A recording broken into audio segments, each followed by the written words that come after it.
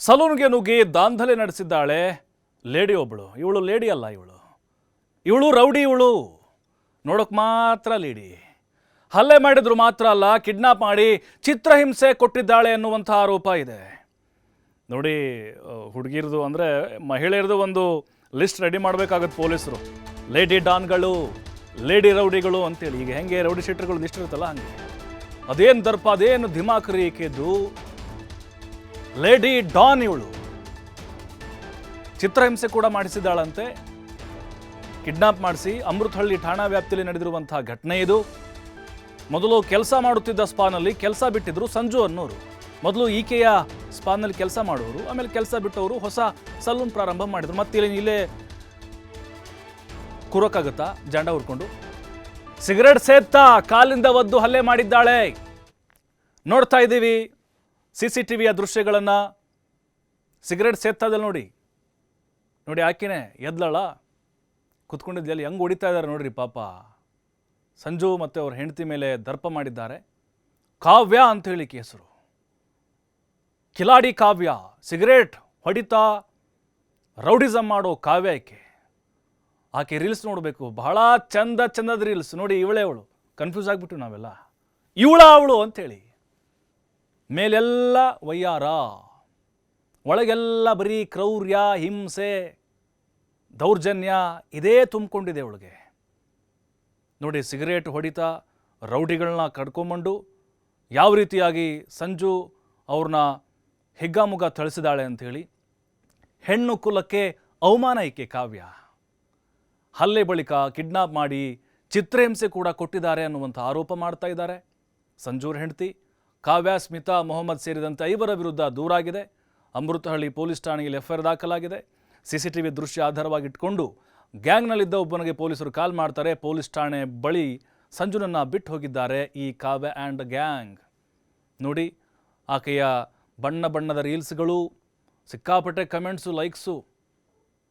ಕಾವ್ಯ ಚೆನ್ನಾಗಿ ರೀಲ್ಸ್ ಮಾಡ್ತಾಳೆ, ಆದರೆ ಮಾಡೋದಿಂಥ ಹಲ್ಕ ಕೆಲಸ. ರೌಡಿ ಆಕೆ. ಆ ಕೆಲಸ ಬಿಟ್ಟರು ಅಂಥೇಳಿ ಅವ್ರ ಅಂಗಡಿಯಲ್ಲಿ ಬೇರೆ ಬಿಸ್ನೆಸ್ ಅವ್ರು ಓಪನ್ ಮಾಡಿದರು ಅಂಥೇಳಿ ಹಾಗಾದರೆ ದೌರ್ಜನ್ಯ ಎಸಗೋದು. ನಿಜಕ್ಕೂ ಈಕೆ ಹೆಣ್ಣಲ್ಲ, ಹೆಮ್ಮಾರಿ ಅಂಥೇಳಿ ಹೆಣ್ಮಕ್ಕಳೇ ಬೈತಾ ಇದ್ದಾರೆ ಈಕೆಗೆ. ಮಾತುಕತೆ ಮೂಲಕ ಅದೇನೇ ಇದ್ರೂ ಕೂಡ ಬಗೆಹರಿಸ್ಕೊಳ್ಬೋದಾಗಿತ್ತು. ನಿಮಗೇನಾದರೂ ಹಣ ಕೊಡಬೇಕಾ, ಏನಾದರೂ ಬ್ಯಾಲೆನ್ಸ್ ಇತ್ತಾ ಅಲ್ಲಿ, ಅದನ್ನು ಮಾತಾಡ್ಕೊಂಡು ಬಗೆಹರಿಸ್ಕೊಳ್ಳಿ.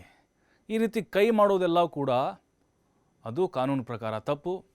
ನೋಡಿ, ನೋಡ್ಕೊಂಬಿಡಿ ಮತ್ತೊಂದು ಸರಿ ನೀವು ಮುಖ ನೋಡ್ಕೊಂಬಿಡಿ. ಕಾವ್ಯ ಲೇಡಿ ರೌಡಿ. ಈಕೆ ಲೇಡಿ ಅನ್ನಲ್ಲ, ನಾವು ರೌಡಿ ಅಂತ ಕರಿತೀವಿ ಈಕೆಗೆ. ಮತ್ತಷ್ಟು ಮಾಹಿತಿ ಸಂತೋಷ್ ಪಟೇಲ್ ನೀಡ್ತಾರೆ. ಸಂತೋಷ್, ಗಮನಿಸ್ತಾ ಇದ್ದೀವಿ ಕಾವ್ಯ ಆ್ಯಂಡ್ ಗ್ಯಾಂಗ್ನ ಆ ದೌರ್ಜನ್ಯ ಮತ್ತು ಆಕೆಯ ದೌಲತ್ತು ಹೇಗಿದೆ ಅಂಥೇಳಿ. ಅಂದರೆ ಇಷ್ಟು ಧಿಮಾಕು ಆಕೆ ಹೇಗೆ ಬಂತು? ಕೈಯಲ್ಲಿ ಸಿಗರೇಟು ಹಿಗ್ಗಾಮುಗ್ಗ ಬಂದು ಹೊಡಿತಾಳೆ ಅಂತ ಹೇಳಿದ್ರೆ ಆಕೆಯೂ ಕೂಡ ರೌಡಿ ಶೀಟರ್ ಲಿಸ್ಟ್ಗೆ ಸೇರಿಸಬೇಕಾದಂಥ ಅವಶ್ಯಕತೆ ತುಂಬ ಕಾಣಿಸ್ತಾ ಇದೆ. ಏನು ಪ್ರಕರಣದ ಹಿನ್ನೆಲೆ ಅನ್ನೋದು?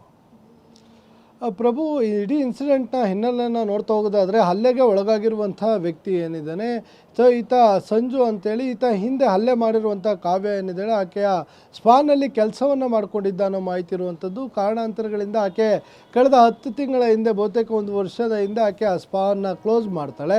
ಕ್ಲೋಸ್ ಮಾಡಿದ ಬಳಿಕ ಈತ ಬೇರೆ ಕಡೆ ಕೆಲಸವನ್ನು ಮಾಡ್ತಾ ಇರ್ತಾನೆ. ಇದಾದ ಬಳಿಕ ಹಲ್ಲೆಗೊಳಗಾಗಿರುವ ಸಂಜು ತನ್ನ ಸ್ನೇಹಿತನ ಮುಖಾಂತರ ಒಂದು ಸ್ಪಾನ ಅಮೃತಹಳ್ಳಿ ಪೊಲೀಸ್ ಠಾಣೆ ವ್ಯಾಪ್ತಿಯಲ್ಲಿ ತೆಗೆಯುವಂಥದ್ದು.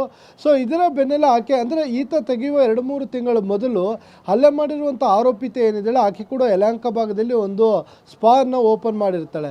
ಸೊ ಈತ ಸ್ಪಾ ಓಪನ್ ಮಾಡಿರೋ ವಿಷಯ ತಿಳಿದಂಥ ಈಕೆ ಆತನ ಮೇಲೆ ಮಾಹಿತಿಯನ್ನು ಕಲೆ ಹಾಕುವಂಥದ್ದು. ಮೊದಲು ಆತ ಎಲ್ಲಿ ಸ್ಪಾ ಓಪನ್ ಮಾಡಿದ್ದಾನೆ, ಯಾರ ಜೊತೆ ಓಪನ್ ಮಾಡಿದ್ದಾನೆ ಅಂತೇಳಿ. ಇದಾದ ಬಳಿಕ ನಿನ್ನೆ ಏಕಾಏಕಿಯಾಗಿ 29ನೇ ತಾರೀಕು ಅವರ ಸ್ಪಾ ಬಳಿ ಬರ್ತಾಳೆ ರಾತ್ರಿ 8 ಗಂಟೆಗೆ. ಬರುವಂಥ ಸಂದರ್ಭದಲ್ಲಿ ಕಾವ್ಯ, ಸ್ಮಿತಾ ಮತ್ತು ಅದರ ಜೊತೆಗೆ ಇನ್ನಿಬ್ಬರು ಆರೋಪಿಗಳು, ಮೊಹಮ್ಮದ್, ಅದಲ್ಲದೆ ಇನ್ನಿಬ್ಬರು ಯುವಕರನ್ನು ಕೂಡ ಆಕೆ ಕರ್ಕೊಂಡ್ಬಂದಿರ್ತಾಳೆ. ಒಂದು ಬ್ಲೂ ಕಲರ್ ಶಿಫ್ಟ್ ಕಾರ್ ಏನಿದೆ, ಆ ಕಾರ್ನಲ್ಲಿ ಬಂದು ಏಕಾಏಕಿಯಾಗಿ ಆ ಒಂದು ಸ್ಪಾ ಒಳಗೆ ಬರುವಂಥದ್ದು, ಅಲ್ಲಿ ಹಲ್ಲೆಯನ್ನು ಮಾಡುವಂಥದ್ದು. ಆದರೆ ಹಲ್ಲೆ ಮಾಡಿರೋದಕ್ಕೆ ನಿಖರವಾದ ಕಾರಣವನ್ನು ಆತ ಇನ್ನೂ ಕೂಡ ದೂರಿನಲ್ಲೂ ಕೂಡ ತಿಳಿಸಿಲ್ಲ. ಯಾಕೆ ಹಲ್ಲೆಯನ್ನು ಮಾಡಿದ್ರು ಅಂತ ಗೊತ್ತಿಲ್ಲ. ಏಕಾಏಕಿ ಬರ್ತಾರೆ, ನನ್ನ ಜೊತೆ ಮಾತನಾಡ್ತಾ ಇರ್ತಾರೆ. ಸೊ ಆಕೆ ಬರುವಂಥ ಸಂದರ್ಭದಲ್ಲಿ ವಿಜುವಲ್ಗಳಲ್ಲಿ ನಾವು ದೃಶ್ಯಗಳನ್ನು ಗಮನಿಸ್ಬೋದು. ಬಂದು ಬಹುತೇಕ ರೌಡಿ ಶೀಟ್ರುಗಳು ಮಾಡೋ ರೀತಿಯಲ್ಲಿ ಸಿಗರೇಟನ್ನು ಸೇದ್ಕೊಂಡು ಬರ್ತಾಳೆ. ಬಂದು ಜರ್ಕಿನನ್ನು ಬಿಚ್ಚುವಂಥದ್ದು, ಅದನ್ನು ತೆಗೆದುಕೊಟ್ಟು ಸಿಗರೇಟ್ ಸೇದಾದ ಬಳಿಕ ಹಲ್ಲೆಯನ್ನು ಮಾಡುವಂಥದ್ದು. ಮೊದಲು ಸಂಜು ಮೇಲೆ ಹಲ್ಲೆಯನ್ನು ಮಾಡಿದ್ರೆ ಮತ್ತೋರ್ವ ಅಲ್ಲೇ ಇದ್ದಂಥ ಮಹಿಳೆಗೆ ಕೂಡ ಆಕೆ ಜುಟ್ಟನ್ನು ಹಿಡಿದು ಹಲ್ಲೆಯನ್ನು ಮಾಡಿ ತಳ್ಕೊಂಡು ಹೋಗುವಂಥದ್ದು ಕೂಡ ದೃಶ್ಯಾವಳಿಯಲ್ಲಿ ಗಮನಿಸ್ಬೋದು. ಸೊ ಇದಾದ ಬಳಿಕ ಆತನನ್ನು ಅಲ್ಲಿಂದ ಕಿಡ್ನಾಪ್ ಮಾಡ್ತಾರೆ. ಕಿಡ್ನಾಪ್ ಮಾಡಿ ಕಾರ್ನಲ್ಲೇ ಕರ್ಕೊಂಡೋಗಿ ಆತನಿಗೆ ಸಾಕಷ್ಟು ಹಲ್ಲೆಯನ್ನು ಮಾಡಿ ಆತನ ಕೆಳಗಿಳಿಸಿ ಬಿಯರ್ ಬಾಟ್ಲ್ ಇರ್ಬೋದು, ದೊಣ್ಣೆಗಳಿಂದ ಮತ್ತು ರಾಡ್ನಿಂದ ಕೂಡ ಆತನಿಗೆ ಹಲ್ಲೆಯನ್ನು ಮಾಡುವಂಥದ್ದು. ಹಲ್ಲೆಯನ್ನು ಮಾಡಿ ಆಕೆಯ ಬಳಿ ಈಗ ಅಂಗಲಾಚಿ ಬೇಡ್ಕೊಳ್ತಾನೆ, ಬಿಟ್ಟು ಬಿಡಿ ನನ್ನನ್ನು, ಮುಂದೆ ಯಾವತ್ತೂ ನಾನು ಈ ರೀತಿಯಾಗಿ ಸ್ಪಾನ ಓಪನ್ ಮಾಡಲ್ಲ, ಈ ಸ್ಪಾ ಕೆಲಸವನ್ನೇ ಬಿಟ್ಟುಬಿಡ್ತೀನಿ ಆತ ರಿಕ್ವೆಸ್ಟನ್ನು ಮಾಡಿಕೊಂಡ ಬಳಿಕ ಏನು ಆತನನ್ನು ಬಿಟ್ಬಿಟ್ಟು ಆಕೆ ಹೋಗುವಂಥದ್ದು. ಇದಾದರ ಬೆನ್ನಲ್ಲೇ ಯಾವಾಗ ಕಿಡ್ನಾಪ್ ಮಾಡಿ ಕರ್ಕೊಂಡೋಗಿ ಅಸಾಲ್ಟನ್ನು ಮಾಡಲಿಕ್ಕೆ ಮುಂದಾಗ್ತಾರೆ, ಈ ಸಂದರ್ಭದಲ್ಲಿ ಸಂಜು ಪತ್ನಿ ಪೊಲೀಸರಿಗೆ ಮಾಹಿತಿಯನ್ನು ಕೊಡ್ತಾರೆ. ಇದರ ಬೆನ್ನಲ್ಲೇ ಪ್ರಕರಣ ದಾಖಲು ಮಾಡಿರುವಂಥ ಪೊಲೀಸರು ಈಗಾಗಲೇ 3 ಕೂಡ ಬಂಧನ ಮಾಡಿರುವಂಥದ್ದು.